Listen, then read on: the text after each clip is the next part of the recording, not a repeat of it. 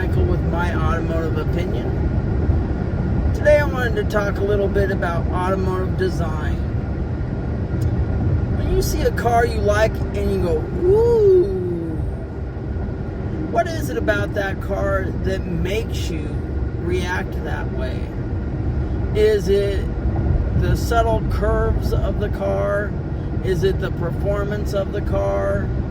Is it the way the interior looks and feels? You know, what is it about that car that makes you go, ooh?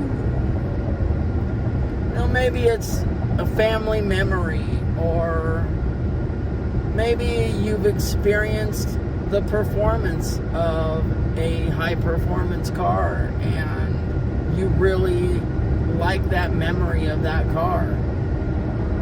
But anyhow, all I wanted to say is that all of this that makes you say, ooh, about a certain type of car is part of the design process that these car manufacturers go through. And sometimes these cars are custom cars that, you know, somebody took an older car and customized it and made it what they wanted it to be and made it nice and fancy and all that stuff. But there's been lots of cars throughout the years where the design of a car is just purely from the freedom that the designer had in building that car. These days it's very rare that designers get the freedom that they would like in designing a car.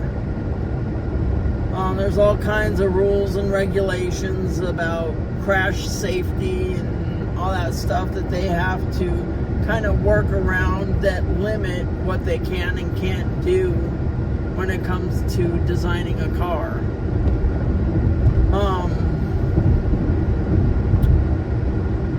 Unfortunately, a lot of, I think, the best designs come from the very, very high-end performance cars and luxury cars, where they only make a very limited number of cars and they don't have to follow the same strict rules and regulations of most car manufacturers that produce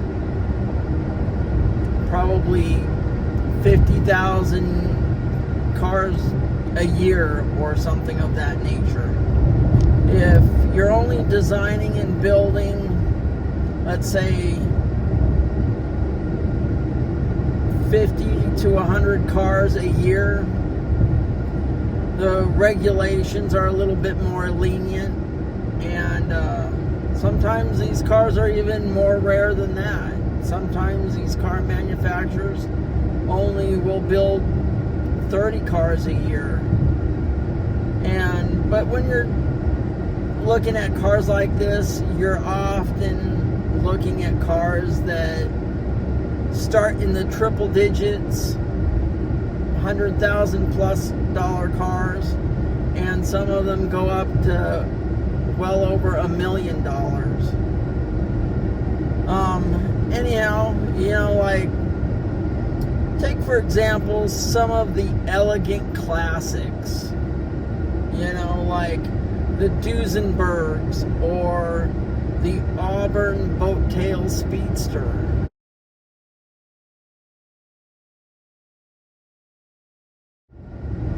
Those were just beautiful cars back in the 30s that have stood the test of time, and people just admire them these days. And whenever they are up for sale, they often fetch very large amounts of money.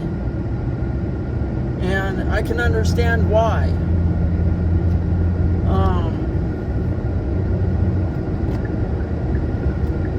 You know, when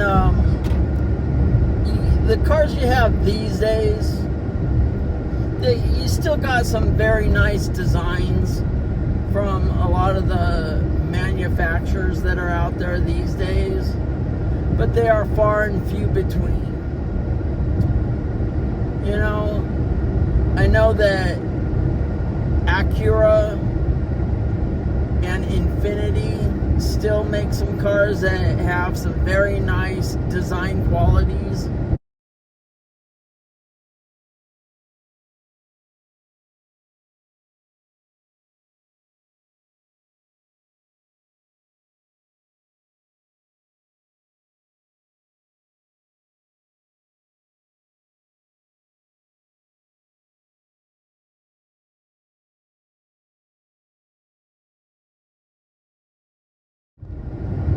And so I like those. Let's see, what else? You also have a lot of the high performance cars like Ferrari and Porsche.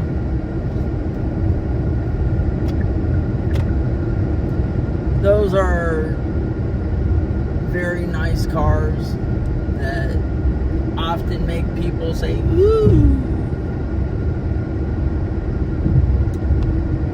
Let's see, a lot of the import cars that are popular these days have got a very large following of import enthusiasts out here in California. You have the legends like the Toyota Supra. You have the Nissan Skyline, the Nissan GTR. Those are both very popular. You have the Mazda RX-7. You know, a lot of the import classics that are really popular here in California. And there's restrictions on a lot of those classic imports because a lot of those classic imports are not eligible to be imported over here into California unless they are of a certain age. I'm not quite sure what the year limit is on those classics right now, but yeah, if it doesn't meet a certain number of years as far as a classic goes on those imports, they are not allowed into California. Let's see, what about the nice classics of the 50s and the 60s? A lot of those cars, they have just stunning detail work. And I have some pictures.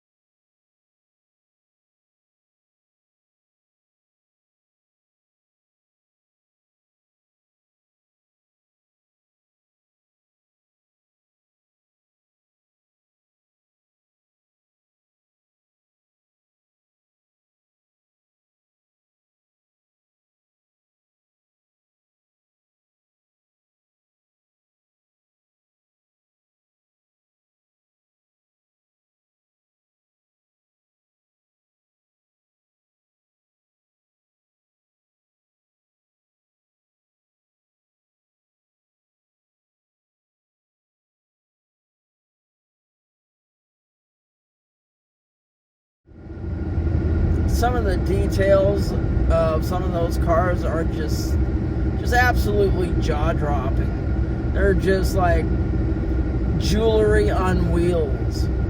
And I know I spoke with a few of the owners of those cars, and they are so rare. And so spectacular that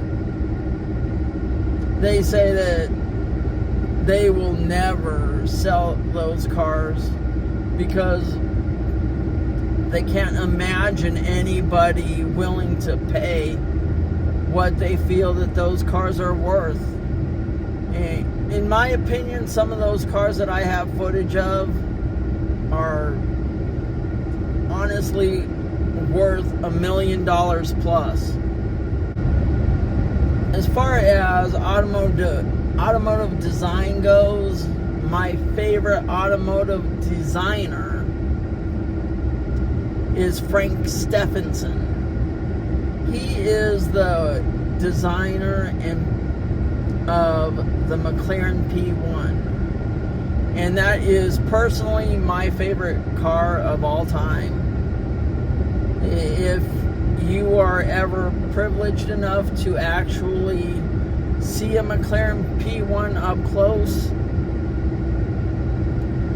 they are absolutely stunning. The design of those cars, I could just sit there and stare at a McLaren P1 and all the design details of the McLaren P1 for probably a few hours. McLaren is my favorite car manufacturer. Pretty much all of their cars, at least that are street legal, are the design work on those cars, in my opinion, are pretty much flawless. All the design work on those look like they came from one designer, both inside the car and outside of the car. And the flowing lines of the car are symmetrical and flow between outside and inside the car, and it's just a complete work of art. And the materials they use are just phenomenal. The performance of those cars are phenomenal. Man, I certainly wish I could afford a few McLarens, but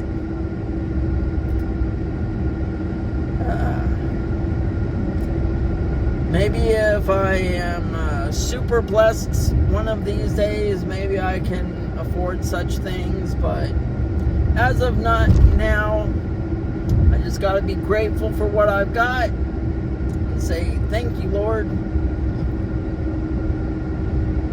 Anyhow,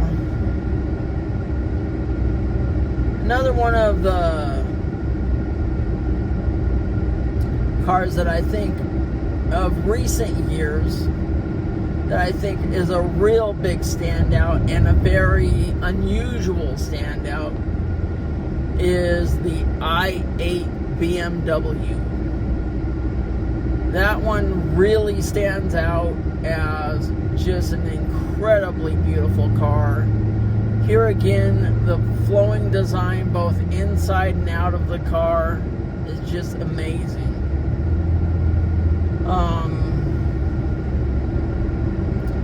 I don't typically agree with a lot of the designs of BMW. They've made a few nice cars here and there, but the majority of their cars I don't really find all that attractive. They got some awesome engineers and they certainly know how to win races. But yeah, that's kind of how I feel about the designs of BMWs.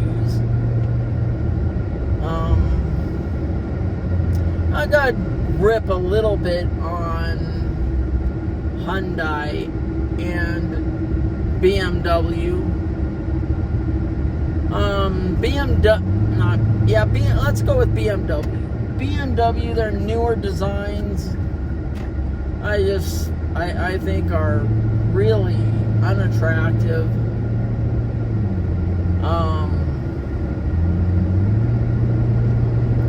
I guess BMW has quite a few loyalists that really like to buy their cars, and I suppose that's true of probably just about all car manufacturers. They have their loyal followers and their loyal customers that will continue to buy their cars year after year, and that's obviously a good thing. But I'm not a big fan of the new BMWs. I don't know who they got designing their newer vehicles, but certainly not a fan of their newer cars. And the same with Hyundai. The new Hyundai Santa Fe looks like somebody from Lego Masters probably came in. Maybe they got somebody from Lego Masters to build their new Santa Fe.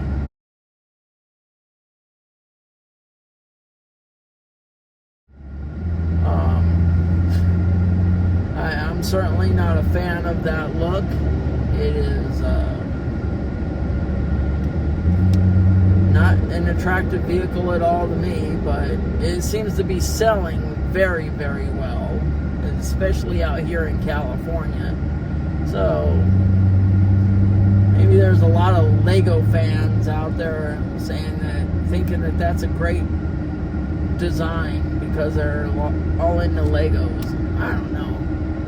And then their Hyundai Elantra.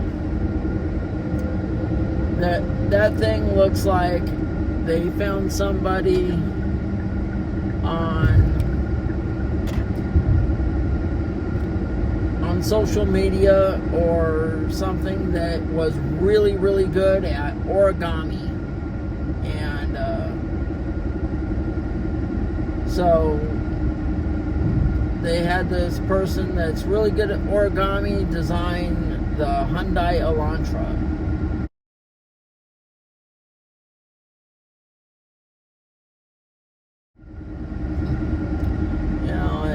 And it's just like, I kind of feel like with all the sharp angles and straight lines, it's like, oh my gosh, what is that? It's not my thing. I know a lot of people buy them. A lot of people like them. And the newer flat screens that you got in these newer cars, I just really find very unattractive. I feel like a lot of these newer screens in these cars are a forgotten afterthought. Like, they built the car, and after they were done building the car, they were like, wait, something's missing. What is it? Oh, we don't have any infotainment system in here.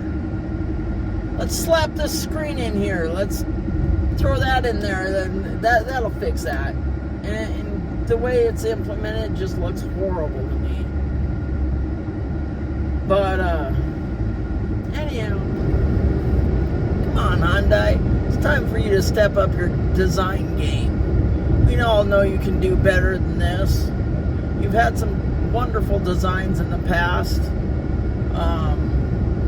Your Hyundai Azera, beautiful design. I think the Hyundai Elantra from like 2016, really nice design. You've had some pretty good designs. I also like your Hyundai Genesis Coupe that you've had in the past. I think that's a very nice platform, very nice design. Especially with the front engine, rear wheel drive, manual gearbox. That's perfect. Anyhow, also wanted to say thank you for your service. I own a couple of your cars. You've always treated me good and bent over backwards to make sure I'm a happy customer, and I really appreciate that. Thank you. That's the way I feel about a lot of the modern designs, a lot of the stuff that's been happening in automotive design from past and present. Anyhow, what kind of cars make you say, ooh? What kind of car do you own? Or cars do you own? Do you like the way your car makes you feel? Are you proud of the car that you own? Do you like the way it looks?